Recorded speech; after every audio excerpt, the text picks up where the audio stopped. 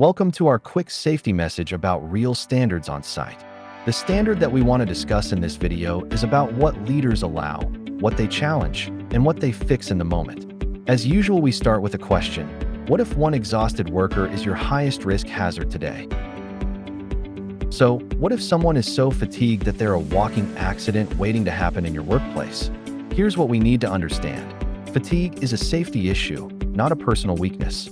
When workers are fatigued, they're more likely to miss steps, accept good enough, and forget to pause when something changes. Communication gets sloppy, situational awareness shrinks, and the job becomes dependent on luck instead of control.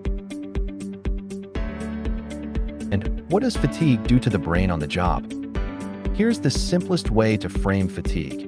It doesn't erase a worker's training. It shrinks their capacity to execute it, especially when the job needs attention, timing, and discipline. A tired worker can know the lockout steps and still miss one isolation point. A tired worker can understand the lift plan and still skip a check because they're trying to move faster. A tired worker can know to stay out of the line of fire and still step into it.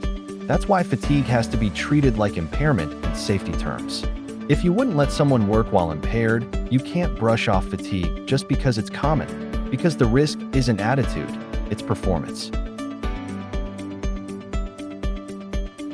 So how do you build fatigue into your OH&S program? Strong fatigue management isn't a slogan on a wall.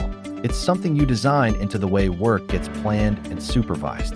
Include fatigue as a hazard in your hazard assessments and JHAs, especially on high-consequence tasks where one missed step can change everything. Set clear expectations across roles.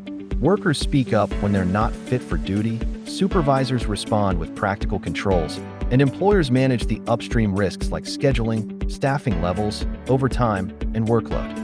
Make fatigue a standard consideration in incident investigations and near-miss reviews, so you're not just looking at the last mistake, but the conditions that made the mistake more likely.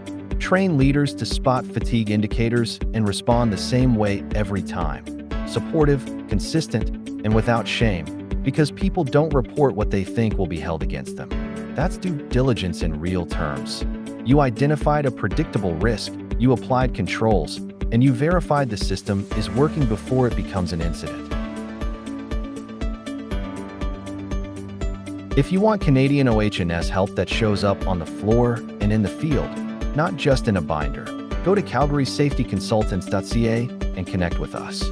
We'll help you strengthen day-to-day control, build supervisor confidence to address unsafe behavior in the moment, and create a safety culture that delivers predictable performance instead of hoping nothing goes wrong.